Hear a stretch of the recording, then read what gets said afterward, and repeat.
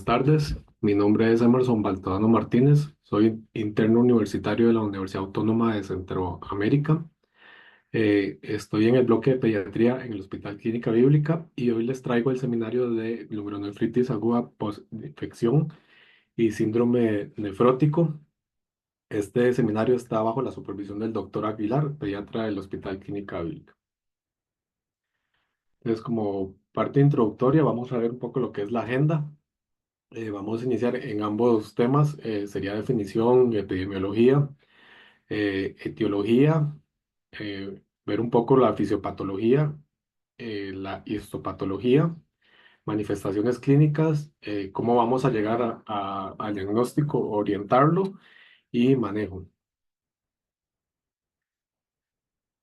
Entonces, iniciando con la glomerulonefritis aguda, tenemos que saber que es un síndrome patológico que va a estar mediado o va a estar se va a efectuar por una respuesta inmunológica. Y lo que va a provocar es una lesión a nivel glomerular. Y esto es a consecuencia de una infección que fue extrarrenal que no sucedió propiamente en el riñón. Por eso es que se le conoce como una complicación no superativa, por ejemplo, de una faringoamidalitis o un impétigo. Con respecto a la epidemiología, es la primera causa de síndrome nefrótico en Costa Rica y a nivel mundial. Anualmente se reportan a nivel mundial 470.000 casos, de los cuales en mayor parte, por ejemplo, un 97% ocurren en regiones de bajo estatus socioeconómico. Principalmente se da en pacientes de entre los 5 y los 12 años, inclusive entre los 4, pero es muy raro o raro, bueno, en menores de 3 años y es más común en varones. Bueno, con respecto a la etiología, como lo mencioné anteriormente, ¿verdad? Es un síndrome o una patología que va a anteceder bueno, que va a venir después de un proceso infeccioso. Especialmente se da más por lo del estreptococo de betamolítico del grupo A y está asociado casi siempre a lo que son infecciones de origen faríngeo, amigdaligno o en piel, como por ejemplo el impétigo. E igual existen otras causas infecciosas que pueden generar la glomerulonefritis aguda. En este caso serían como algunos virus, por ejemplo el citomegalovirus, el toxoplasmosis, el sarampión, la varicela, la influenza. Pueden estar también otras bacterias implicadas como el Staphylococcus aureus o el Epidermides, Streptococcus pneumoniae, Viridans, Leptospiras y Meningococo. Se ha visto casos también que puede estar provocado por hongos y parásitos, pero es como raro, no es muy común. Eh, entonces, la infección más común es por el estreptococo y este va a tener por medio de su proteína, una proteína bueno, un antígeno M, va a tener 220 serotipos.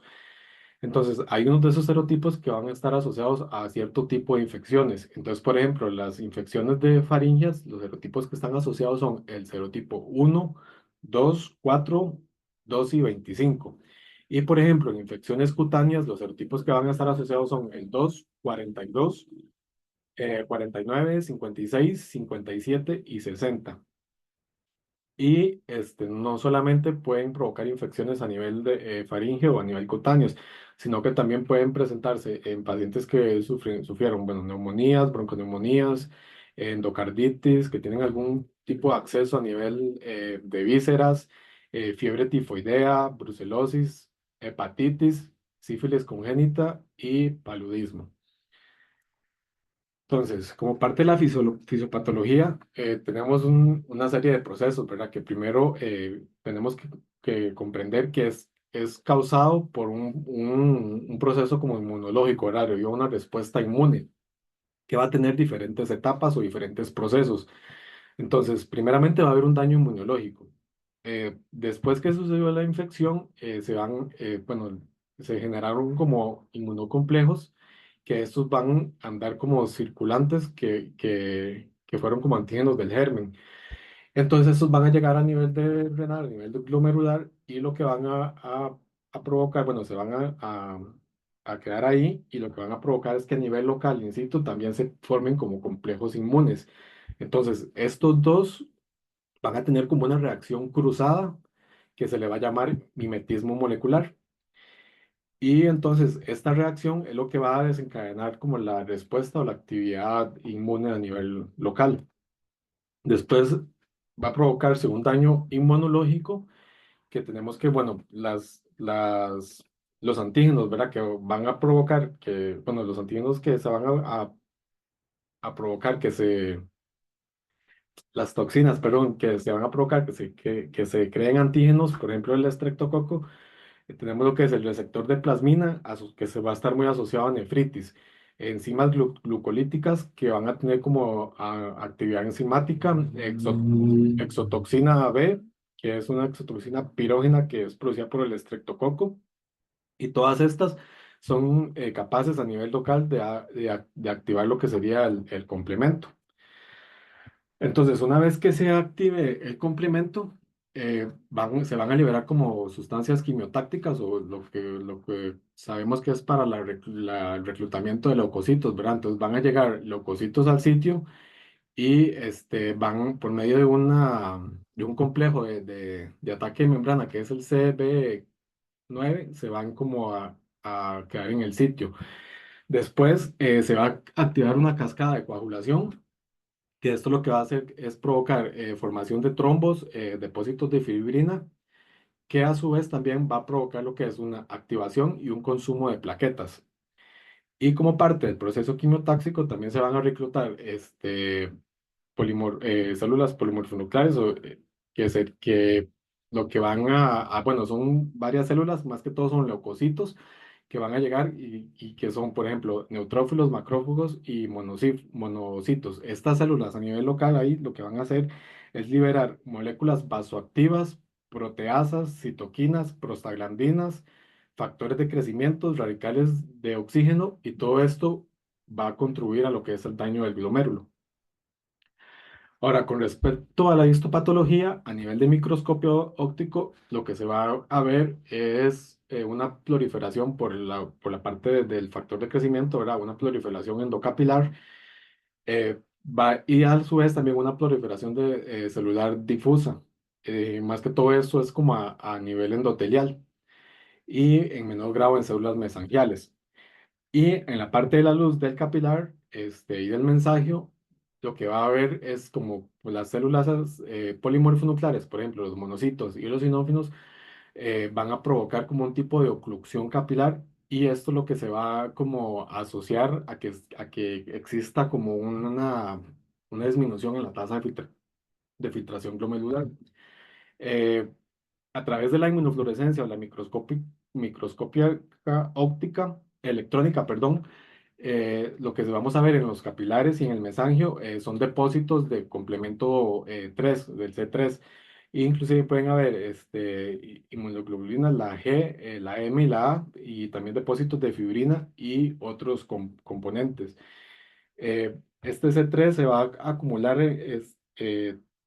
ahí y esto es como un parámetro también que nos va a ayudar ahora más adelante, lo voy a mencionar en la parte del laboratorio, porque al estarse acumulando va a disminuir a nivel sérico.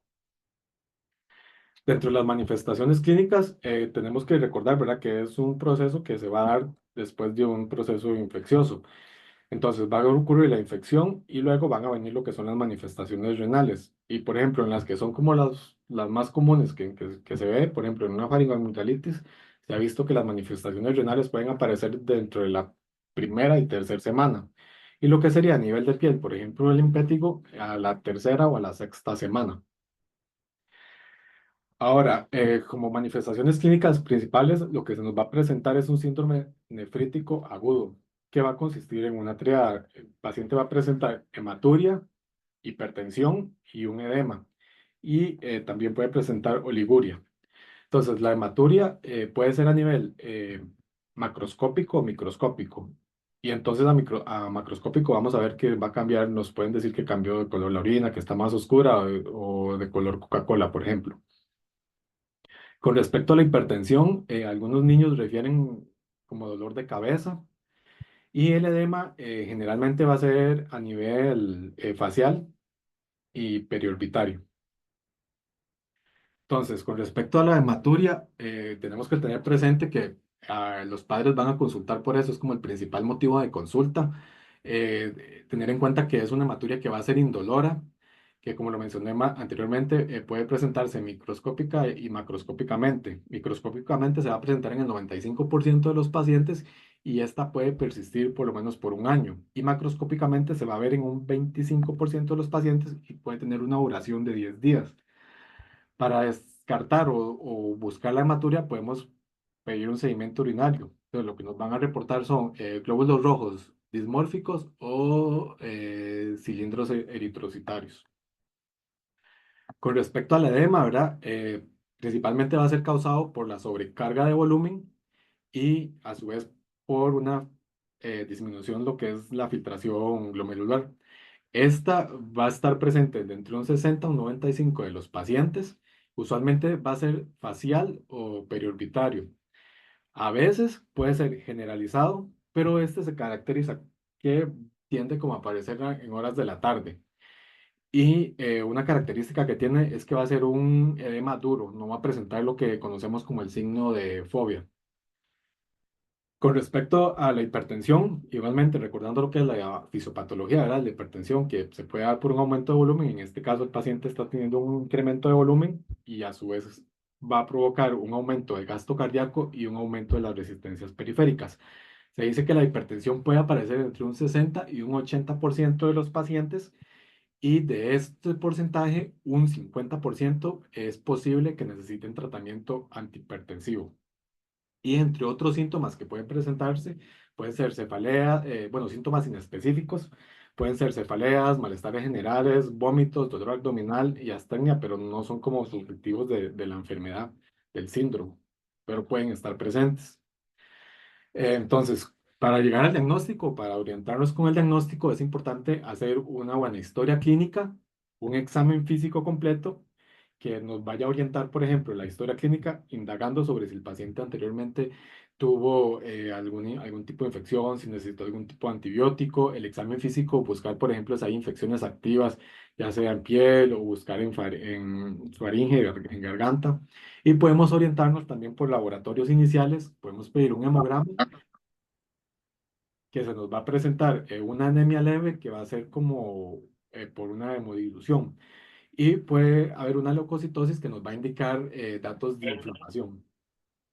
A nivel de la función renal, podemos encontrarnos entre proteinuria, disminución de la tasa de filtración y podemos solicitar un examen general de orina, que ahí es donde vamos a verlo, nos van a reportar lo que sería la hematuria, ¿verdad? Los hematíes dismórficos o los cilindros hemáticos. Una vez ya ir como orientando el diagnóstico y estamos sospechando en una glomerulonefritis aguda, entonces podemos también pedir estudios inmunológicos que ya son un poco más específicos. Y esos estudios van a ir como orientados a lo que serían a los anticuerpos contra la toxina, ¿verdad? Citolítica que va a producir la bacteria, el estreptococo. Entonces tenemos dos, tenemos lo que sería el anti-estreptolicina A y el anti-DNAS. Entonces el antistreptolicina se puede usar en pacientes que anteriormente sufrieron una faringitis. Eh, no es muy bueno para usarlo en infecciones de piel, pero por ejemplo en faringitis en 50% de los pacientes se eleva. Puede tener un pico máximo de elevación entre la semana 2 y 4 después de la infección y este puede estar elevado por algunos meses. Con respecto al anti-DNA ASA, la elevación de esta puede ser después de la segunda semana de infección y puede alcanzar un pico máximo dentro de la semana 6 y 8. Este sí es como muy indicado para infecciones cutáneas. Y también, como lo mencioné, podemos ver también niveles de complemento, por ejemplo, el C3, que puede estar disminuido porque se está acumulando a nivel del glomérulo. Y, por ejemplo, lo que sería el C4 puede estar normal. Podemos también pedir algunos estudios adicionales, pero no son de rutina. Más que todo son como pacientes que estén con edemas muy severos, que nos hagan sospechar alguna complicación que sea debido al edema. Entonces, por ejemplo, pacientes con congestión, insuficiencia cardíaca, que tengan pacientes que estemos sospechando en un derrame pleural o inclusive en un edema de pulmón. Eh, Se puede usar también ultrasonido renal, pero no es tampoco muy usado, no es como, no se indica mucho. Y porque más que todo lo que nos va a servir es para ver la morfología de los riñones, qué tamaño tiene y ya si el paciente tiene algún tipo de atrofia para ver la severidad. Con respecto a la biopsia renal, sí se recomienda y se indica cuando el paciente está ante una insuficiencia renal aguda. Entonces, en forma esquemática, ¿verdad? Colocando Surya, bueno, viendo más que todo en parte clínica y la patogenia y lo que serían los laboratorios, entonces vamos a tener lo que sería la infección, ¿verdad? Una faringoamigdalitis, por ejemplo, o una infección cutánea, ocasionada por el estreptococo betamolítico. Entonces, esta nos va a liberar lo que serían antígenos y anticuerpos, ¿verdad? Que se van a ir a la parte glomerular y ahí van a formar lo que son los inmunocomplejos. Bueno, debido a la formación de inmunocomplejos, estos se van a depositar en los capilares glomerulares y estos inmunocomplejos podemos también medirlos a nivel de laboratorio, que como mencioné, van a estar los C3 disminuidos por depósitos en los capilares. Estos depósitos en los capilares glomerulares también me pueden provocar la clínica que sería la hematuria y la proteinuria. Esto más que todo a nivel, porque hay una lesión a nivel local. Los depósitos en los capilares también me van a disminuir lo que sería la tasa de filtración glomerular, que se va a manifestar con una oliguria, y esta tasa de filtración glomerular disminuida va a presentar con una excreción urinaria de sodio baja. Bueno, la filtración glomerular, el descenso de la filtración glomerular también lo podemos ver en laboratorios con lo que sería una elevación de la urea plasmática y la creatinina. Después, con respecto al descenso de la excreción de urinaria de sodio, lo que vamos a tener es una expansión del espacio extracelular. Entonces, aquí es donde van a venir lo que son los edemas, más que todo por la sobrecarga y lo que sería la hipertensión. Y a nivel de laboratorio, podemos ver lo que sería el nivel, bueno, lo que sería la renina y aldosterona disminuida a nivel de plasma.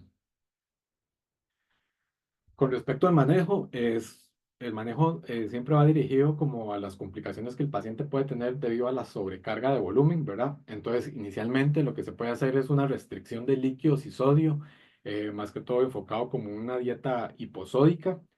Se pueden usar diuréticos, el que se usa, perdón, es el diurético de asa, el furosemida, que se puede usar ante dos situaciones. Una glomerulonefritis aguda complicada y una no complicada. En la no complicada, la furosemida se va a usar de 1 a 2 miligramos por kilo por dosis. Y en la complicada, de 2 a 4 miligramos por kilo por dosis. Y ambas entre un transcurso de entre de 6 y 8, cada 6 o 8 horas. Con respecto a la hipertensión, del 80% de los pacientes que van a padecer hipertensión, un 50% van a necesitar tratamiento antihipertensivo. El que se usa acá es los vasodilatadores. Podemos utilizar un vasodilatador de acción directa, como es la hidralazina, o el vasodilatador de la noipina, que va a actuar sobre los canales de calcio. Es importante, debido al descenso de la tasa de filtración glomerular, que ya en sí puede ocasionar una hipercalemia, debemos de evitar el uso de los IECAS y los ahorros de potasio para no incrementar esta hipercalemia. El uso de antibióticos está indicado, pero bueno, es que era como una discusión eso, porque hay literatura que decía que sí, hay literatura que decía que no. Entonces, alguna literatura decía que sí, si hay pacientes que tienen como infecciones activas a la hora de la consulta o también se puede usar como dependiendo del entorno social del paciente, de forma como profiláctica a la hora de enviarlo a la casa y lo que se usa es penicilina. Con respecto a las complicaciones y al pronóstico, este síndrome, esta glomerulonefritis, en la mayoría de los casos hay una resolución espontánea, pero igual puede tener sus complicaciones. Entonces, por ejemplo, pacientes que pueden sufrir lesión renal aguda, un edema agudo de pulmón, un derrame pleural, insuficiencia cardíaca o encefalopatía hipertensiva. Y el pronóstico, la recuperación generalmente va a ocurrir dentro de las 6 y 8 semanas y en algunos casos, inclusive después de la recuperación, pueden tener anormalidades en los resultados de análisis de orina. Con respecto a los síntomas, entonces vamos a ver que, por ejemplo, la hematuria macroscópica va a tener una duración de 3 semanas, lo que es la hipertensión 3 semanas, el edema 2 semanas, proteinuria 6 semanas. La hematuria microscópica puede durar inclusive hasta un año y la parte de los complejos, los complementos, van a estar disminuidos por 6 semanas, que sería, por ejemplo, el C. Ahora, con respecto al síndrome nefrótico, es un síndrome que va a consistir en un conjunto, ¿verdad?, de signos y síntomas que nos van a orientar o nos van a indicar que hay un daño en la filtración, ¿verdad?, en la barrera de filtración glomerular. Los síntomas clásicos, o los que siempre van a estar presentes, bueno, los que se ven mayormente: proteinuria, hipoalbuminemia, edema e hipercolesterolemia. Existen varios tipos, por ejemplo, en pediatría, el que es más común es el que se le conoce como enfermedad de cambios mínimos, y en general el síndrome nefrótico puede presentarse entre cada 2 o 3 niños por cada 100, perdón, y es más común en niños menores de 6 años y en varones. Existe una clasificación que va a ser más que todo, bueno, primaria, secundaria. Primaria más que todo es algo espontáneo que no va a tener ninguna relación como relacionado a otra enfermedad. Secundario va a ser como consecuencia de una enfermedad renal o no. Y la congénita es la que se asocia a infecciones durante el embarazo, por ejemplo. Bueno, más adelante las voy a mencionar, o también anomalías genéticas. Entonces, entre las posibles causas, pueden ser pacientes que presenten alguna enfermedad como algún tipo de vasculitis. Esto lo vamos a sospechar en pacientes que tienen erupciones cutáneas, pacientes con lupus eritematoso sistémico, antecedentes de infección recientes, por ejemplo, el estreptococo del grupo A, infecciones congénitas, VIH, hepatitis B, hepatitis C y sífilis. Entonces, con respecto a la fisiopatología, primero tenemos que saber que existen varios tipos, ¿verdad? Entonces, vamos a tener, como lo mencioné, enfermedad de cambios mínimos, que lo que va a haber es un daño propiamente en los podocitos que va a estar mediado por las citoquinas. Y en pediatría, un promedio ocurre entre un 52% de los pacientes. La glomerulosclerosis focal y segmentaria, esta va a estar presente en un 33% de los pacientes pediátricos, la nefropatía membranosa en un 5%, y pues existen otras que se presentan más en los adultos: glomerulonefritis membranosa proliferativa y la glomerulonefropatía diabética. Entonces, para entender un poco la fisiopatología, lo relacioné un poco también con como serían los signos o los síntomas o lo que vamos a encontrar en este tipo de pacientes. Entonces, recordando un poco lo que sería el glomérulo, ¿verdad? Que vamos a tener una arteria aferente y deferente, y entonces esta parte del endotelio va a estar como unido a los podocitos, que estos podocitos son los que se encargan más que todo de la filtración junto con la lámina basal y toda la parte, bueno, ellos tienen como unos piecitos que se llaman pedicelos.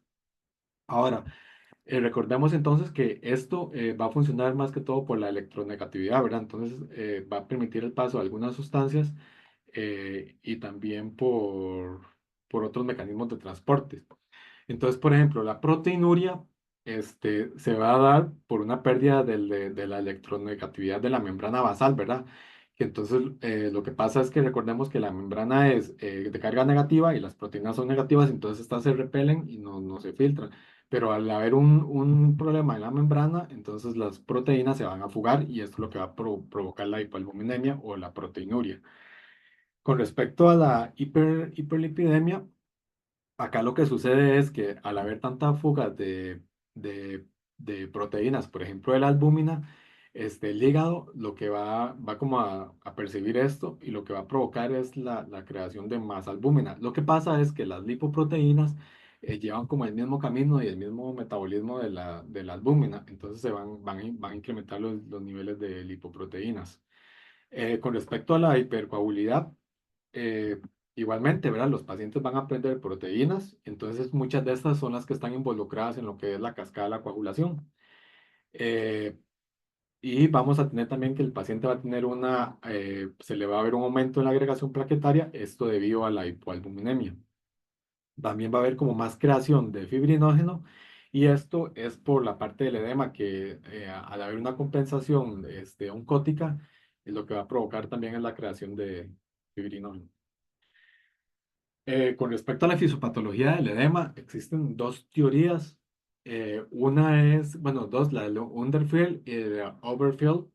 La del Underfield lo que va a explicar la aparición del edema, ¿verdad? De origen nefrótico, es porque la retención de sodio y proteína lo que me va a provocar es una hipoproteinemia. Entonces, lo que va a hacer es que no se va a sostener como la presión oncótica intravascular. Recordemos que esta es la que mantiene los líquidos en un medio homostásico. Y lo que pasa entonces es que al haber a la presión oncótica al disminuir, lo que va a provocar es que el paso de agua al intersticio, ¿verdad? Y a su vez también va a haber como una retención de sodio de forma compensatoria y se va a manifestar también con el aumento del sistema de renina, angiotensina, aldosterona. La parte del overfield, lo que está relacionado más que todo es a la parte de los túbulos contorneados distales, que es donde actúa el péptido natriurético auricular. Recordemos que es el que se forma en el corazón, que tiene un efecto natriurético. Y lo que va a haber es como una resistencia a nivel de los túbulos contorneados distales y por una inflamación intersticial, ¿verdad? Y lo que va a provocar es que no va a haber, va a aumentar la reabsorción de sodio y entonces esto va a provocar lo que es el edema. Entonces, dentro de las manifestaciones clínicas, como ya lo mencionamos, ¿verdad? El edema, que puede ser que generalmente va a comenzar a nivel de cara, periorbitario, pero después puede ser periférico. A diferencia de que vimos anteriormente, sí, el paciente puede ser que desde la mañana inicie con un edema generalizado y acá sí vamos a tener el signo de fobia, no va a ser un edema duro. Debido al edema, también los pacientes pueden presentar un derrame pleural, derrame pericárdico, ascitis y en casos ya graves, un encharcamiento de la nasarca. Van a presentar entonces, como ya lo hemos venido viendo, hipoalbuminemia, hiperlipidemia y un estado de hipercoagulabilidad. Coagulabilidad. Entonces, el diagnóstico igualmente, ¿verdad? Como todo, un examen físico, una historia clínica, y ya si tenemos a mano una tira reactiva, podemos hacerlo como evaluación inicial si sospechamos ante la historia clínica y el examen físico, entonces la tira nos puede mostrar más de 3 cruces de proteínas. Existen unos criterios, entonces tiene que existir edema, proteinuria nefrótica, en rango nefrótico, que va a ser mayor a 3,5 miligramos al día y que en recién nacidos se va a hacer mayor a 50 miligramos kilogramos al día, en lactantes mayor a 40 miligramos por superficie corporal por hora. Como parte de los criterios también tiene que existir una hipoalbuminemia, esta tiene que estar menor a 2,5, hiperlipidemia, que ya sería el colesterol total o los triglicéridos superiores a 200. Y igualmente también podemos guiarnos con estudios adicionales. Entonces, por ejemplo, podemos pedir un examen general de orina, que nos van a reportar un sedimento urinario. Entonces puede ser que nos reporten lipiduria, eso es por el exceso de lipoproteínas. Igualmente cilindros grasos con apariencia de cruce en Malta, así se les conoce, cilindros de células epiteliales tubulares renales. Podemos también solicitar un hemograma que nos va a reportar un aumento de la hemoglobina y el hematocrito. Y esto puede ser más que todo, nos puede orientar a que hay una hemoconcentración. Con respecto a la química, para ver más que todo lo que sería el descenso de la tasa de la filtración, podemos ver que la creatinina va a estar aumentada y el nitrógeno y el sodio bajo. Las proteínas séricas, la proteína total va a estar disminuida y la albúmina en menos de 2,5. También podemos, por el estado de hipercoagulabilidad, podemos pedir factores de coagulación. Por ejemplo, la antitrombina 3 va a estar disminuida, al igual que la proteína C y el plasminógeno. por el descenso de las proteínas, por la filtración de proteínas. Puede estar aumentado el fibrinógeno o el dímero D. También podemos buscar o solicitar niveles de vitamina D. Recordemos que esta se metaboliza a nivel renal, entonces puede estar disminuida. Podemos también solicitar marcadores inflamatorios que nos van a orientar a algo infeccioso o algo inflamatorio, o por ejemplo, como una vasculitis. Entonces va a estar la PCR aumentada y la BSG también aumentada. El manejo igual también es como de los síntomas. eh, por ejemplo, bueno, el edema igualmente, ¿verdad? Restricción de líquidos, sodio. Se puede usar un diurético. No sé si lo mencioné, pero igual también acá el uso de la furosemida está contraindicado en pacientes que ya presentan una insuficiencia renal aguda. Podemos usar también anticoagulación en dos ámbitos, en profiláctica o ya como terapia.